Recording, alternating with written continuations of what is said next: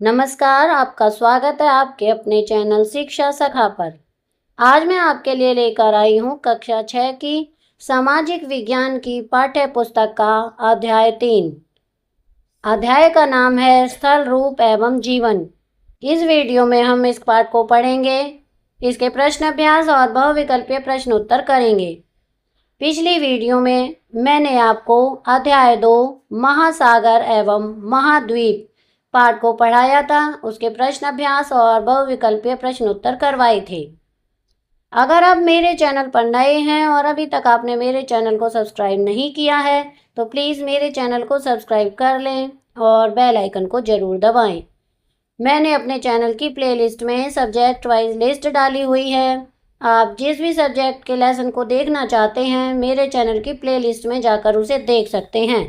तो चलिए शुरुआत करते हैं। अध्याय 3 स्थल, रूप एवं जीवन।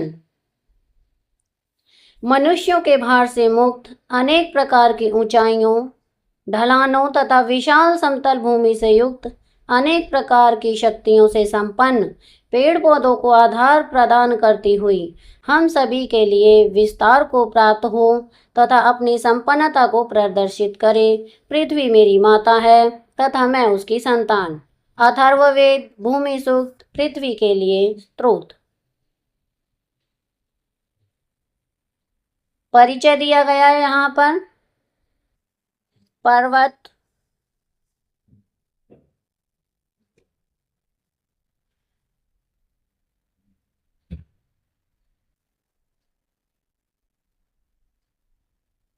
पर्वतीय परिवेश, ये है पेरेग्रीन फाल्कन, हिमालयी तहर, पहाड़ी खरगोश, गोल्डन ईगल, कैनेडियन लिंक्स, याक, आईब्रेक्स, ग्रे फॉक्स, तेंदुआ, भालू, ये कुछ पहाड़ी जीव जंतु हैं। उत्तरी भारत में सीढ़ीदार कृषि, पर्वतीय जीवन,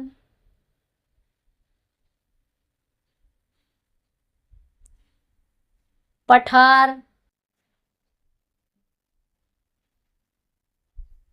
मैदान,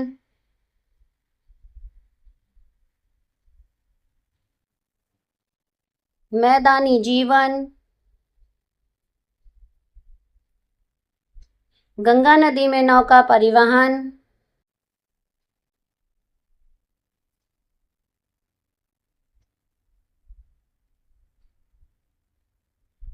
अब हम इसके प्रश्न अभ्यास करेंगे।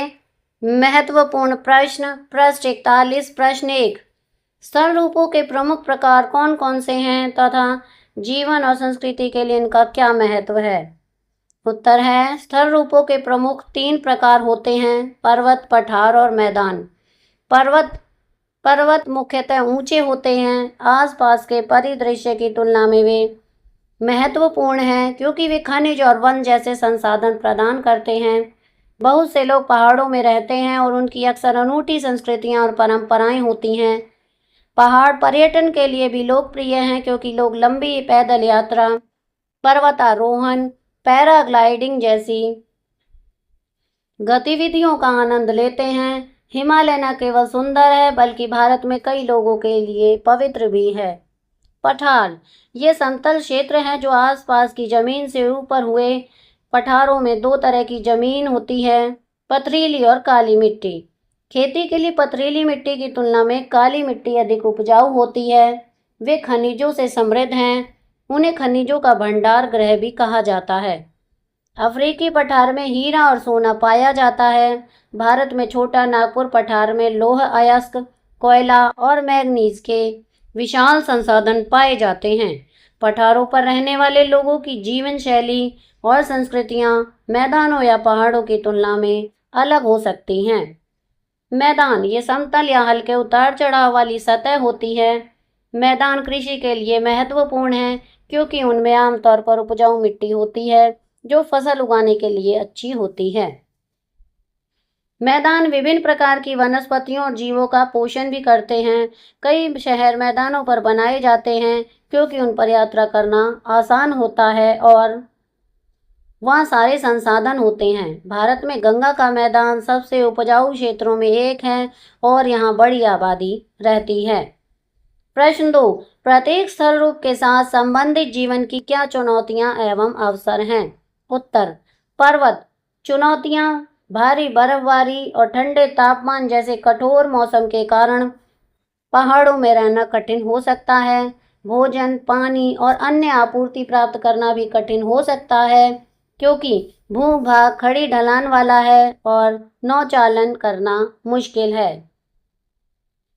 अवसर, पहाड़ पर्यटन के लिए खूबसूरत प्राकृतिक दृश्य और अवसर पेश करते हैं।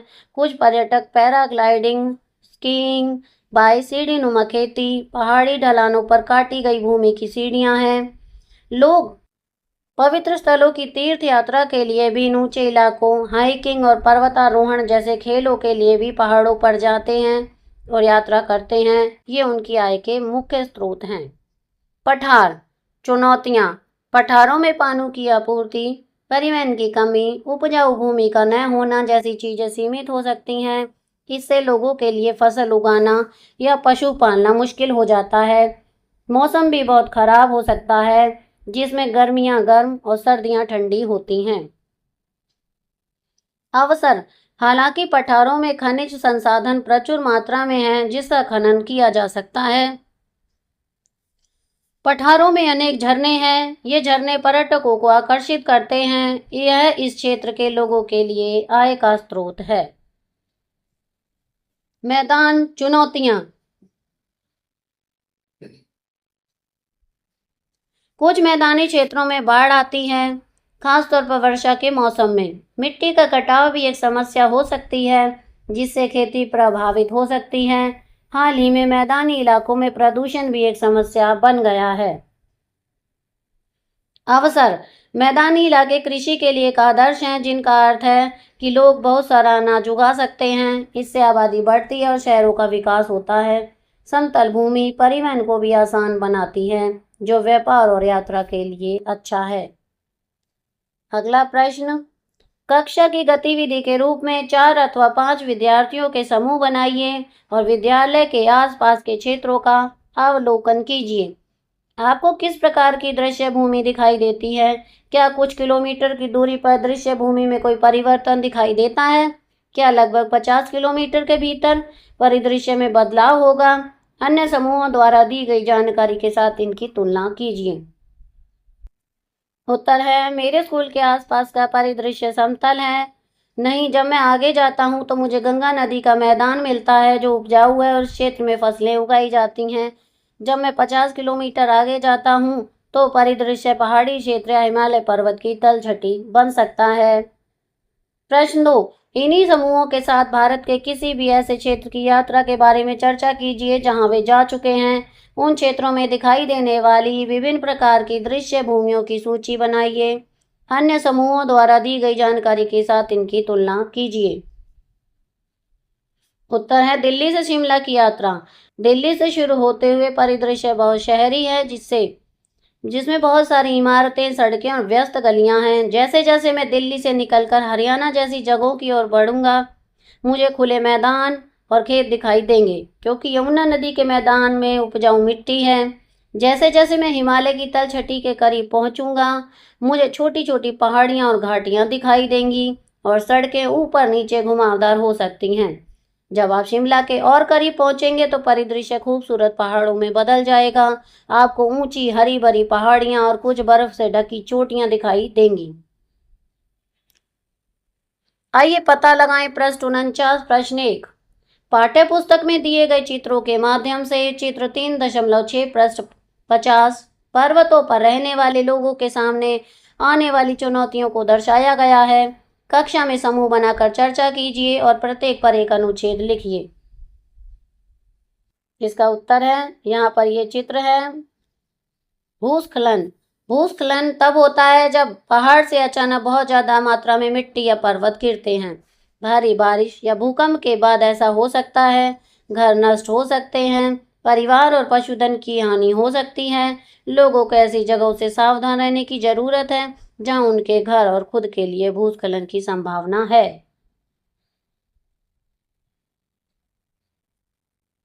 आकस्मिक बाढ़। आकस्मिक बाढ़ एक अचानक और तीव्र बाढ़ है जो पहाड़ियों में भारी बारिश और बादल फटने के बाद आ सकती है। पानी बहुत तेजी से बढ़ सकता है, जिससे लोगों का बचकर निकलना मुश्किल हो जाता है। अचानक आने वाली बाढ़ से घरों को नुकसान पहुंच सकता है, सड़कें बह सकती हैं और यहाँ तक कि लोग घायल भी हो सकते हैं। पहाड़ों में रहने वाले लोगों को सुरक्षित रहने के लिए मौसम की चेतावनियों से आकस्मिक बाढ़ के बारे में पता होना चाहिए। पर्यटकों का अनियंत्रित रूप से आ जाना। अनियंत्रित पर्यटन। अनियंत्रित पर्यटन का अर्थ है बहुत अधिक पर्यटक उचित प्रबंधन के बिना पहाड़ों पर आते हैं। इससे प्रदूषण, पर्यावरण को नुकसान और भीड़ भाड़ की समस्या हो सकती है। इससे पानी, भोजन और यातायात भीड़ जैसे स्थानीय संसाधनों पर भी दबाव पड़ सकता है। पर्यटकों की भीड़ भाड़ से स्थानीय लोगों की संस्कृति प्रभावित होती है।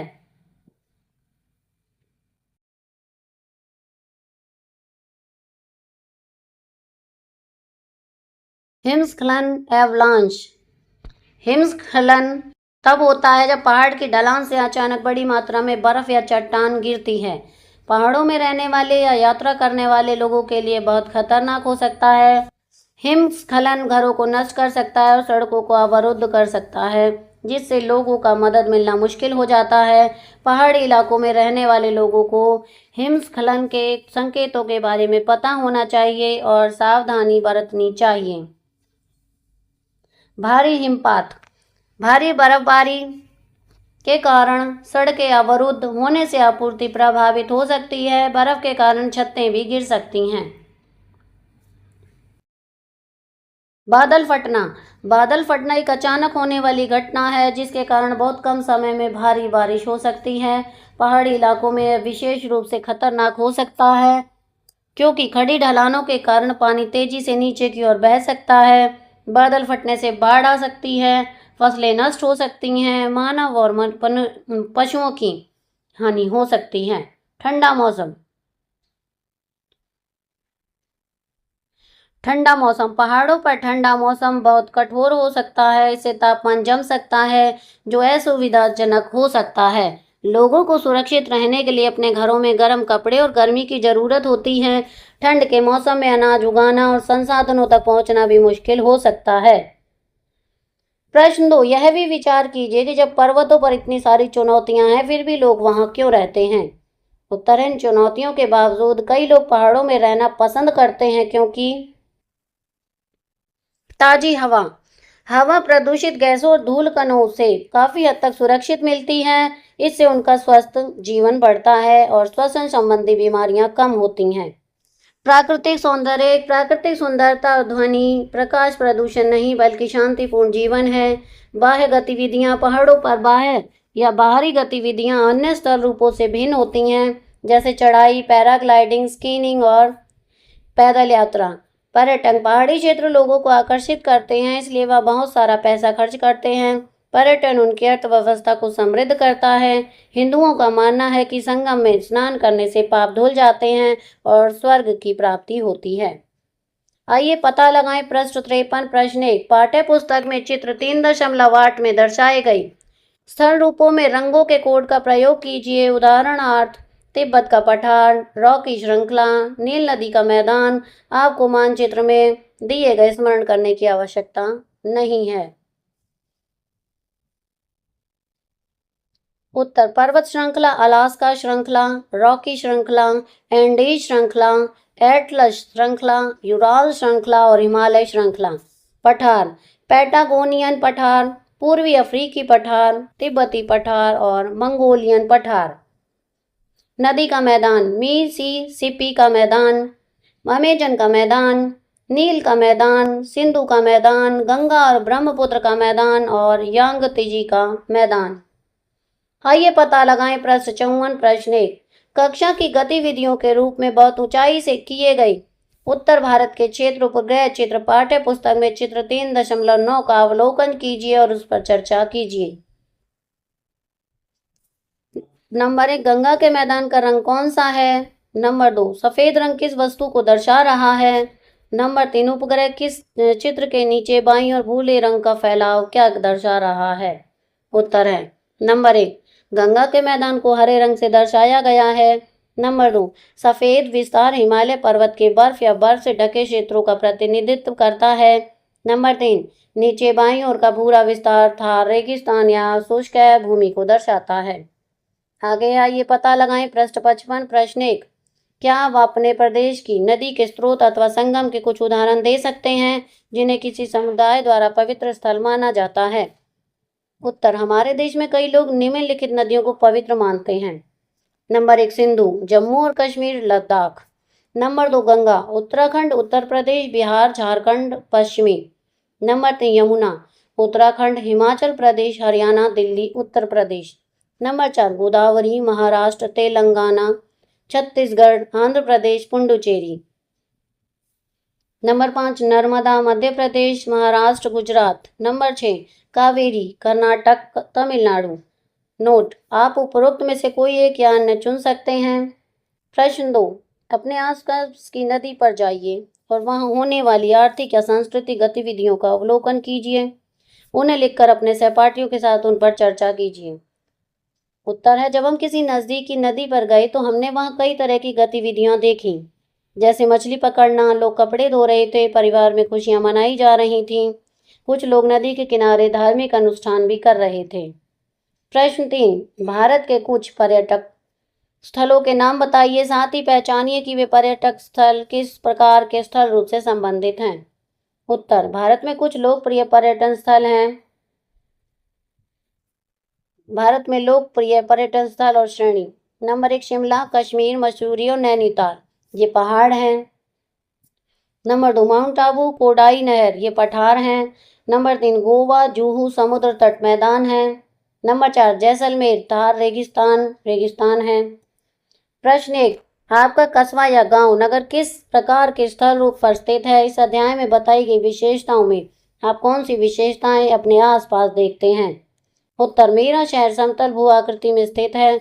पठार समतल क्षेत्र होते हैं जिनमें बहुत कम ऊंचाई में परिवर्तन होता है।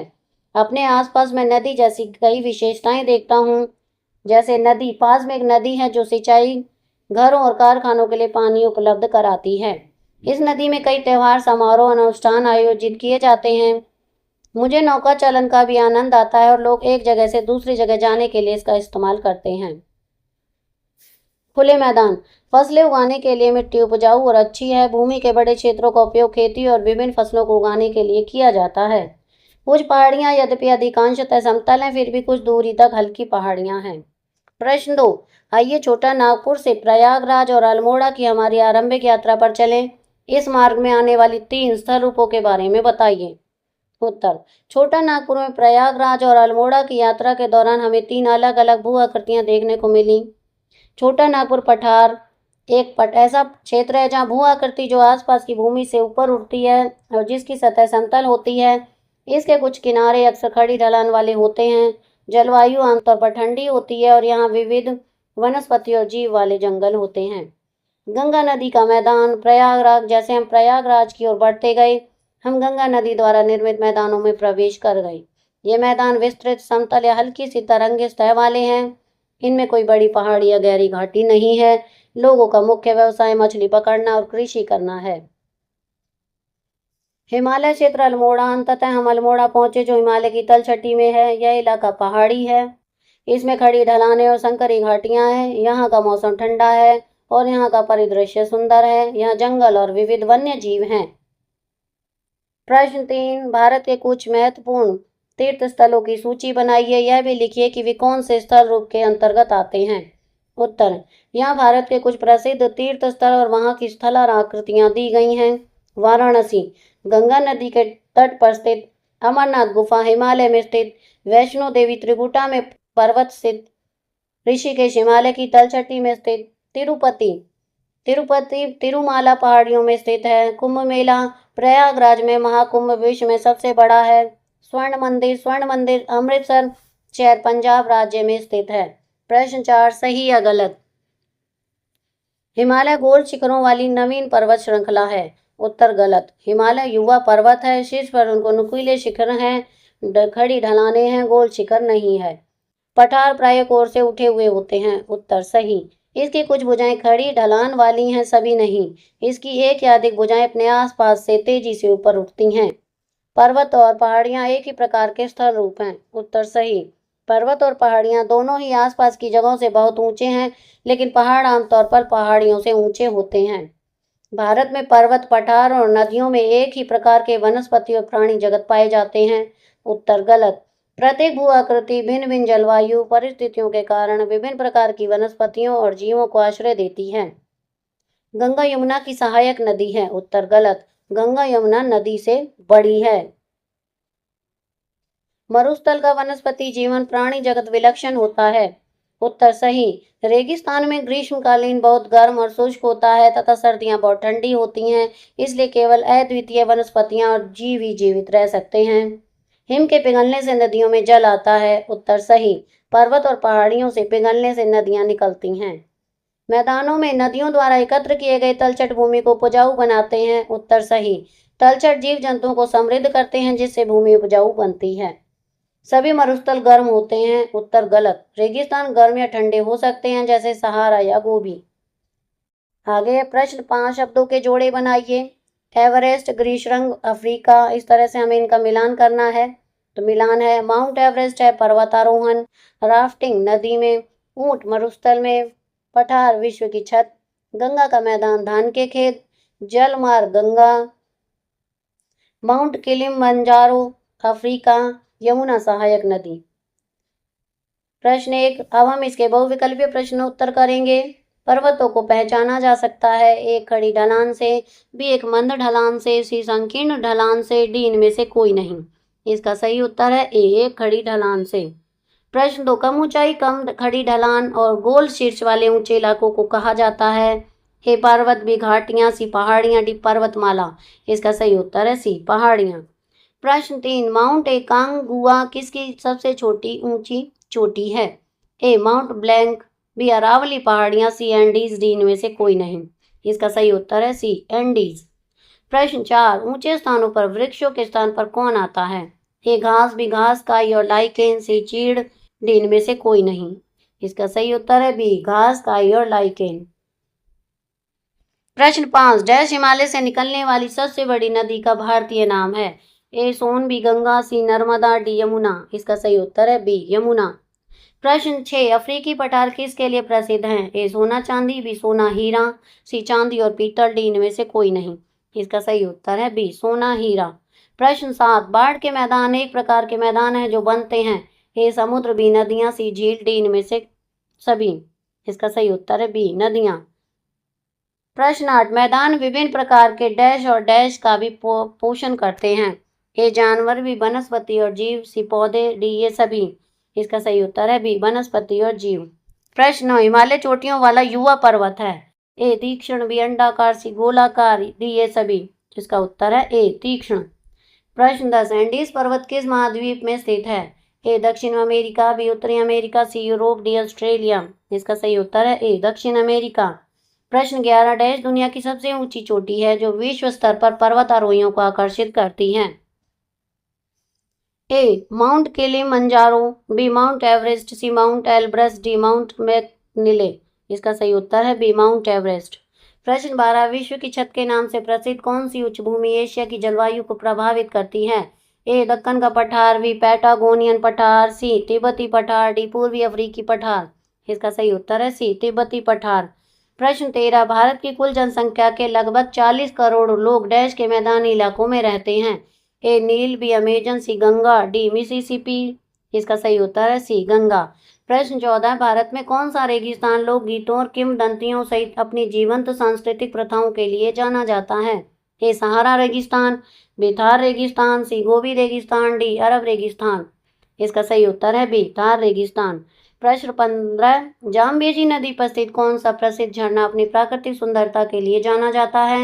A Hundru falls, B Victoria falls, C Jog falls, D Nohkalikai false. इसका सही उत्तर है बी, विक्टोरिया फॉल्स।